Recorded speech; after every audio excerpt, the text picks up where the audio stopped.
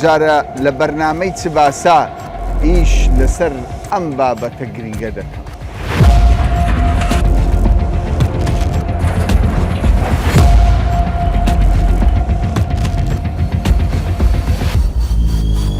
کابینەی نۆیەمی حکوومەتی هەرێمی کوردستان هەنگاوێکی گەورەی هاوێشتووە پشتێنی سەوزایی هەولێر.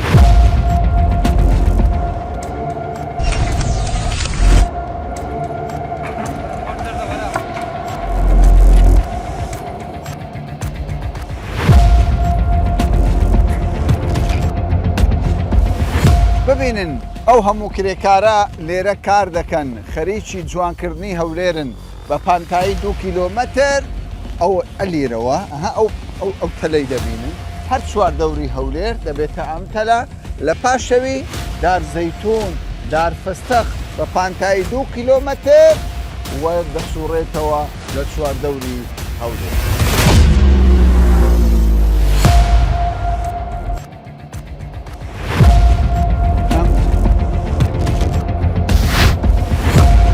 یعنی ئێستا ئەنگۆ خەڵکی ئەو ناوچەن وانە؟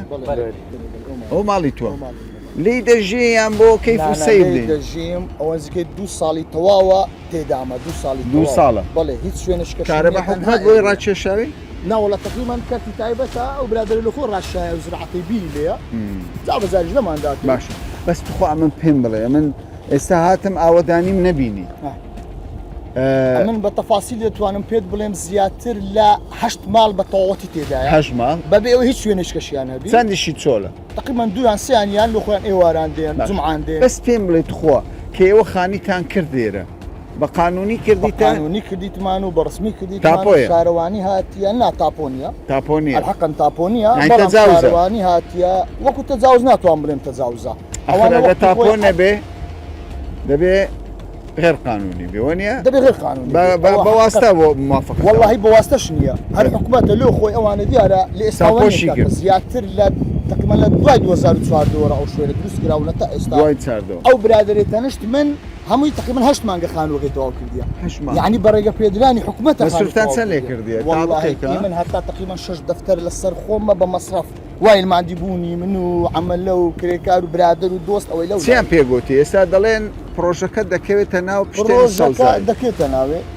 سيان بيغوتي وتيان كاك والله دكيت ناوي بس تا استهيز كشما يغدا نكتو برو دادني شي اتو تسيدي دي امر تصاوري داوكاري تسيد والله داوكاريم اويا زياده تقريبا 20 سالي ريكا بيش مرقمه كاك جاسم هروچي من همو خدمتكاري وحكومتي بوينا خدمتمان كرديا او قدر بكرين باور بقدر كان زادن باش هم 20 سال خدمتي حكومته اجتماعي خومان كبيش مرقينا هيوادارم اورك مالي بدنا قربود هيوادارم قربود اگر بماني الليله بنزور باشتري انا باش طبعا او خلقي دبينن ليره ام برزانا باش زوري من برسارم لي كردون كزنا لك كم لقلاوني بشتني صوزاي جێبەجێ نەکرێت دەڵێن بکرێ بەڵام هەندێکیان دەڵێن بەخوا حەز دەکەین نەک حەز دەکەین داواکاریان هەیە بۆ لایەنی پەیوەنددار هەوڵ دەدەین ئێمەش داواکاریەکەیان بگەینی قەرەبووتان دەوێت چەند ساڵە لێرەیت ئەوە 11 ساڵە 2004 2004 بەێ لێرە نیشتە جێمە کەساباتم ئەو وەتیقەیە لێرە و پێشمان خۆش ئەمە لەوە پشدەرایی سەوزایی بەڕاستی یعنی سروشتەشی جوانە لە بۆ هەموو جێش هەموو کەس پێی خۆشە ئەم ئێستاکە بەخۆ بە دوو کڕۆمارم لەوێ سێ عایلێنە سێ عایلە لەوێ دادەنیش نیشتە زێنە لێرەش بڕۆم هەیەک جێنیە بسمە ناوێ باشە داواکاری چێت تۆ سێ خێزانن بۆ کوڕت خۆت داواکاری چێ ئێستا ئەوە کەوتۆتە ناو پرۆژەی وەخت خۆی ئەوەش بە تەجاوز دروستان کردو بە واستەی ئەو ملا و چاوپۆشی ئەملا داواکاری چییە؟ داواکاریم ئەوەیە لە پەیوەنددارەکان کاکە قەرەبوومان بکەنەوە قەرەبوومان بدەنێ هەر لەو مانتیقەیبی لە جێشی ئاتان دەنێ ئاردمان بدەنێ ئەوجا بە هەنەوە عەژی قەرەبوومان بکەنەوە عەزیشمان لێیە کەس کاتێکە بکرێ پشدەناوی سەوزایی نەک ئێرەش هەتا ئەولاش بکرێ والله زۆر جوانە لە هەر شوێنێک دەبینی پرۆژە هەیە دەگوترێت سەرۆکی حکوومەت سوورە لەوەی ڕێژەی سەوزایی لە هەرێمی کوردستان زیاد بکات.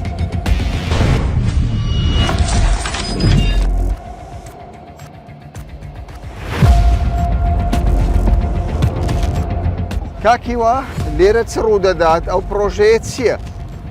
ئەو پرۆژەیە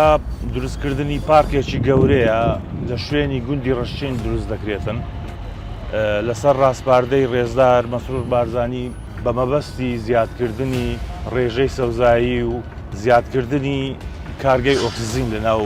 هەرێمی کوردستان. باشە سەوزایی زیاد دەبی لە هەولێر. بەڵێ باشە ئەوە چێ سەکۆیە؟ ئەوە سەکۆیەکی گەورەیە لە شێوازی لە بۆ مەدرەجە لە بۆ ئیڤنت و شوێنی کۆبوونەوەی جەماوەری و حەفەلات و ئەوانە دروست دەکرێتن شوێنی 1500 کەس دەبیتەوە مەنەسەکی گەورەش لێرە هەیە 8,000 مەتر دووجایە ئەویش بە هەمان شێوە دەتوانرێت شوێنی کۆبوونەوەی جەماوەری لێ بکرێتن. باشە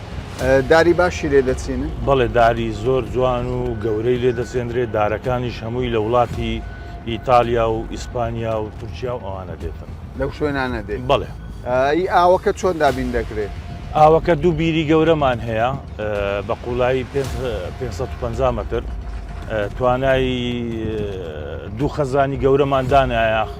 ئەمباری گەورەی ئاو هەر یەکیان 1500 متر مکعبە لەگەر 600 متر مکعب ئەوە بۆ ئاودان و سیستەمی ئاودانی پرۆژەکەیە. کەی تەواو دەبێت؟ بڕیار وایە کۆتایی ساڵی 2025 سەرەتای 2026 ئینشاءالله بەپێ ئەو پلانەی دامان نایە ئەگەر هیچ گرفتەکمان نێتە پێشی تەواو دەبی و دەخرێتە خزمەتی هاوڵاتیانی هەرێمی کوردستان. یعنی خەڵک دەوێنەی دەگری. نافورەیەکی زۆر گەورەمان هەیە گەورەترین نافورەیە لەسەر ئاستی عێراق. باشە تا ئێستا چەند پارک دروست بووە لەو فترەیە؟ ئەو ماوەیە پارکێکمان دروست کرد لە ئینتەرسێکشنی ڕێی مەسیف 150 ئەو تقریبان 150,000 متر دووجا سەوزایی زیاد کرد. پارکەکی کەش هەر لە سەر ڕاستپاردەی جەنابیان لە 120 ڕێگای مووسڵ تەقاتوعی ئەو شوێنە ئاڵای کوردستان ئاڵای کوردستانی ئاڵایەکی گەورەی کوردستانی تێدایە 4,000 متر دووجا و ئاڵایەکی بڵندیش تێدایە بە درێژی 150 متر. باشە ئێستا قەیرانە بەغدا موچە نانێری میزانێ نانێری ئێوە بەردەوامن لەیش. ئێمە بەردەوامین لە خزمەتکردنی کوردستانی خۆشەویست شەو ڕۆژمان کردی دیدایەک بەڕاستی تیمەکەمان بێ قسوور بەبێ ئەوەی هەست بە ماندووبوون بکەن شەو ڕۆژ لە خزمەتن لە بەیانیان ساعت 7 هەتا ساعت 7 ئێوارێ کار دەکرێت لەسەر ئەو پرۆژەی لە بۆ تەوابوونی کارەکان و سەوزکردنی هەولێر.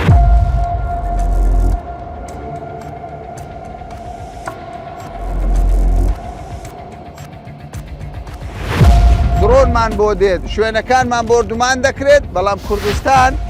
هەر بەرەو سەوزکردن هەنگاو دەنێت.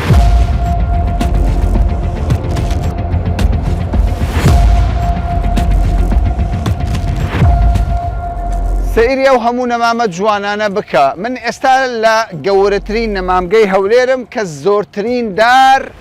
و داری گرانبەها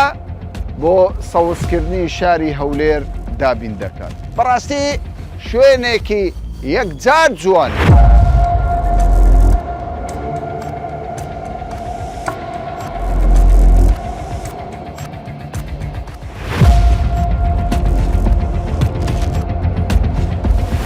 لێرە بەدەیان نەمامی جۆرا و جۆر دەبینید وەکو ئەم نەمامە جوانە کە تازە لەدایک بووە هەولێر سەوز دەکرێت.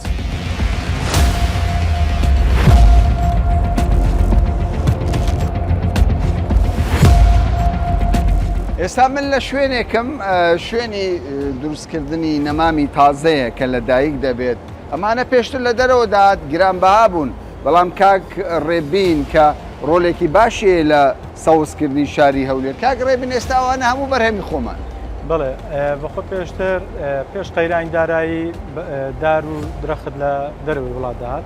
بەڵام لەگەر دووچاری ئەو هەموو قەیرانانێ قەیرانی دارایی و قەیرانی وشکە ساڵی کابینەی نوێژ گرنگجێکی تایبەتی بە ژینگەدا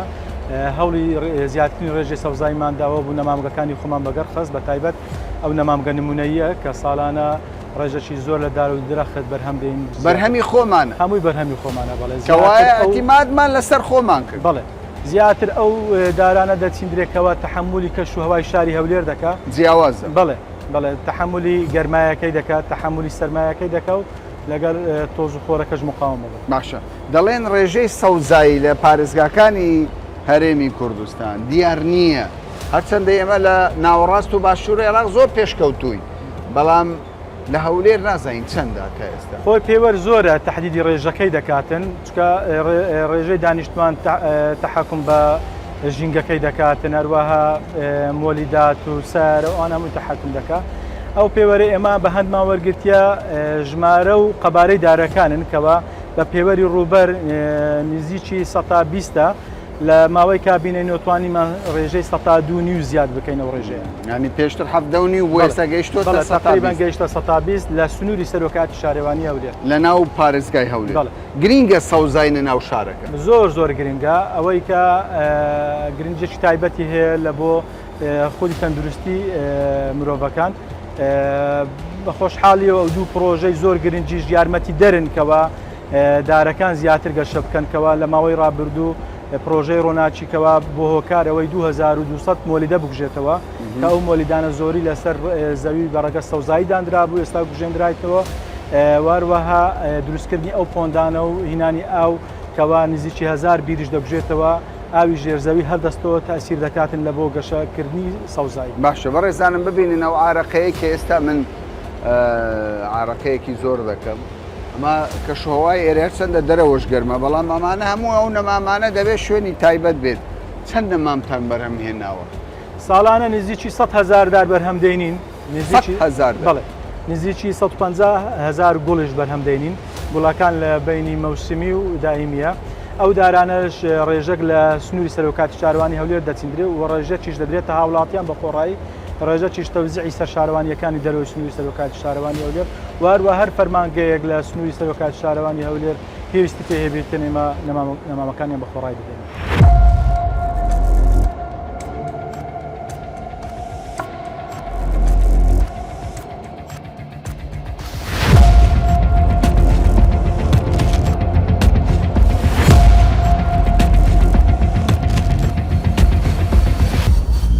لەو کاتەی کە ئێمە بەرنامە ئامادە دەکەین ئێستا لە بەغدا بە تایبەت لە ناوچەی کەڕادا زیاتر لە 40 داری کە تەمەنیان دەیان ساڵ دەبێت لە ناو دەبدرێت دەکرێت بە خانوو وشکە ساڵی نەبوونی سەوزایی هەڕەشەیەکی جدیە لەسەر عێراق لە کاتێکدا عێراق بە نەبوونی سەوزایی دەناڵێنی بەڵام لە کوردستان سەرڕای بڕینی موچە سەرڕای بڕینی بودجەی هەرێمی کوردستان بڕیار لە جێبەجێکردنی پرۆژەی پشتێنی سەوزایی کە ئەمڕۆ کەوتۆتە واری جێبەجێکردنەوە ئەن چەند ڕۆژەکەی شتێدا دەکرێت بەڵام وەکو بینیتان بەشێکی زۆر تەلبەن کراوە سیل کراوە خەریکە دارەکانیش لە ماوەی داهاتوو بگەن بە کوردستان لەم دۆخەدا چۆن ئەم کارە دەکرێت بەڕێزکارزان لەم دۆخەدا هەرێمی کوردستان بە گرفتی نەبوونی موچە پێنەدانی موچە لەلایەن بەغداوە دەناڵێنێ هەروەها پێنەدانی میزانی هەرێمی کوردستان یعنی چۆن پرۆژەیەکی وها گەورەی وەکو پشتێنەی سەوزایی لە هەولێر جێبەجێ دەکەن ئەمە چۆنە؟ سوپاس کا کامەران بەداخەوە دەتوانم بڵێم دەبنەوە زیاتر لە 11 ساڵە دروستکردنی بربەستە داراییەکان لەلایەن حکوومەتی عێراقەوە بەڵکو ئێمە بە پاڵپشتی جەنابی سەرۆکی حکوومەتی هەرێمی کوردستان کاک مەسرور بارزانی لە گەیاندنی خزمەتگوزاریەکان نەوەستاوین ئەمەش بە خۆت باست کرد کە لە شوێنیت کە بەو شێوەیە ڕەفتار دەکرێت بەڵام ئێمە لە چەندین پرۆژەی استراتیجی بە تایبەت لە کابینێنەوەم ئێستا لەژێر واری جێبەجێکردنتایە کە دەتوانین بڵێن جێی شانازی هەموو تاکێکی کوردە دەبێت بە خۆمان شانازی پێ بکەین کە گەیاندنی پرۆژەی ئاوی خێریا گوزاری خێرای شاری هەولێرەوە ئێستا کار لەسەر کۆتاییەکانە لە سنتەری شاری هەولێر کە کاربەی 24 کاتژمێریە بە هاوشان لەگەڵ ئەو کارانە دروستکردنی یاخود جێبەجێکردنی پشتێنەی سەوزی شاری هەولێر کە ئەمە شاری هەولێر لە ساڵی 2002 خاوەنی ماستەر پلان بۆ ئێمە جارێشتر لە کابینەی حکوومەتی هەرێمی کوردستان بە سەرپەرشتیش جەنابی وەزیری شارەوانی گەشت و گوزار بووە کە زیاتر لە 3 ساڵ خەریکی هەموارکردنەوەی ماستەر پلانی شاری هەولێر بووە لە ڕوئای شاری هەولێر لە کاتی جێبەجێکردنی و ماستەر پلانە ڕوئای شاری هەولێر تاکو ساڵی 2050 پیشانمان دەدات. دەتوانم جارێک کە بڵێن ڕێژەی سەوزایی زۆر بە ڕێژەیەکی زیاتر لە ماستەر پلانی ساڵی 2010 جێکراوەتەوە. ئەو پشتێنەی سەوزەش ئێستا بە پانایی 2 کیلۆمەتر بە چاردەورەی هەولێرێ بەشێکی لەم پرۆژه ئێستا لە جواری کەوتە بواری جێبەجێکردن کە لە نزیکەی زیاتر کەم 2800 دۆنم زەوی ئەم پرۆژەیە جێبەجێ دەکرێت. ئێستا بەشێک لەو پرۆژەیە لە کارەکانی دانانی کەمپ و سیاسکردن و ڕێکارەکانی فحوساتی مختبەرین لە بۆ زۆری خۆڵەکەی لەوەی بتوانن چ زۆر ئەو دارانێک کە دەچێندرێت لە دوا ڕۆژدا تووشی گرفت نەبێت. باشە پرۆژەکە لە هەر چوار دەوری هەولێر بەخۆی شتێنەی سەوز بڵێ لە هەر چوار دەوری شاری هەولێرە قۆناغ چەندە لە قۆناغی ئێستان وەکو باسم کرد 12800 دۆنم کو دەڵێ لە خۆڵەوە یاخود لە زەویەوە دەکرێنە شتێنەی سەوز دار دەچێندرێتن ئەوەی وەکو باسم کرد جگە لەوەی لە ڕێی بەحرکەوە دەست پێ دەکات لە ڕێی بەحرکەوە تاکۆ ڕێگای مووسڵ دێت. ئەمە ئەو قۆناغە وەکو باسم کرد بەشێکیان ئەوەی ئێستا کاری لەسەر دەکرێت لە ساڵان ڕابردوو بە ناوی سەرۆکاتی شارەوانی هەولێر کراوە و بەشێک لەوانە ئەمە دوو بابەتە ئەمە ڕێکاری یاسایی و هونەری پێویستە. یاساییەکەوەی ئەو زەویانە بە ناوی وەزارەتی دارایی بەڵام بەشێکیان گرێ بەستی کوشتتوکانی لەسەر بۆ یەخود خاوەنی مافی ڕفتارکردن دراوەتە هاوڵاتی بۆ ئێمە بەوەی بە پێی قانون ئەوانەی گرێ بەستیان هێز بە سەتاسی قەرەبوویان دەکەینەوە